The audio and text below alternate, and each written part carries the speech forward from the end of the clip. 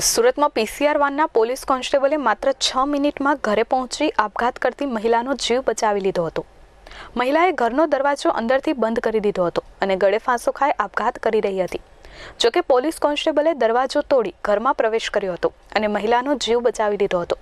Police કોન્સ્ટેબલની આ કામગીરીને Surat police કમિશનરે બિરદાવી હતી અને સન્માન કર્યું હતું। સુરત શહેરમાં ગત શુક્રવારે રાત્રે 8:05 કલાકે 18 વર્ષની એક કન્યાએ પોલીસ કંટ્રોલ રૂમનો 100 નંબર ડાયલ કરી ધ્રુસકે રડતા કહ્યું કે મારી મમ્મીએ રૂમમાં અંદરથી દરવાજો બંધ કરી દીધો છે, તે સુસાઇડ કરી લેશે એટલે પ્લીઝ તેને બચાવી લો। કંટ્રોલ રૂમના એએસઆઈ પરેશ પુરાણીએ સ્થિતિની ગંભીરતા પારખીને તાત્કાલિક સ્લીપ બનાવી અઠવાલાઇન્સ પોલીસની પીસીઆર વાનને જાણ કરી હતી। પીસીઆર વાનના પોલીસ કોન્સ્ટેબલ દિલીપસિંહ ધનસિંહને જેવો મેસેજ મળ્યો કે તેઓ તરત જ વાનને પ્રાઇવેટ ડ્રાઈવર સાથે ધસી ગયા હતા। પુત્રીએ ફરિયાદ કરી એની માત્ર 6 મિનિટમાં એટલે કે બરાબર રાત્રે 8:11 વાગ્યે કોન્સ્ટેબલે દિલીપસિંહ મહિલાના ઘરે પહોંચી ગયા હતા। મહિલાએ દરવાજો અંદરથી બંધ કરી પુરાઈ ગઈ હતી।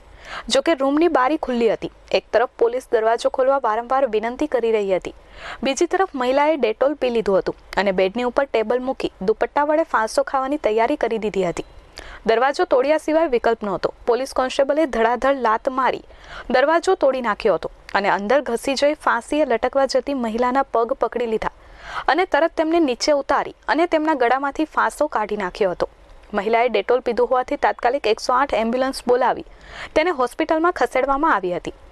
પોલીસે ઘટનાની સંવેદનશીલતા પારખીને વીજળીક ઝડપ દાખવી મહિલાનો જીવ બચાવ્યો હતો। પોલીસ કોન્સ્ટેબલની આ કામગીરીને સુરત પોલીસ કમિશનરે બિરદાવી હતી અને સન્માન કર્યું હતું। પોલીસ કમિશનરે જણાવ્યું હતું કે અમારા માટે આ ગૌરવ અને આનંદની વાત છે।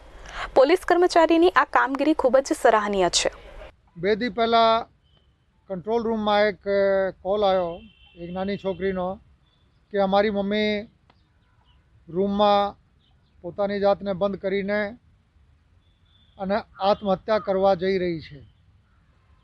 આ કોલ 100 નંબર મળતાની સાથે 33 નંબરની જે પીસીઆર છે એને વર્દી મળી। આ ટીમ તાત્કાલિક ત્યાં પહોંચી। ત્યાં જોયું તો અંદરથી બારણું બંધ હતું અને બેન બારણા ખોલતા નહોતા।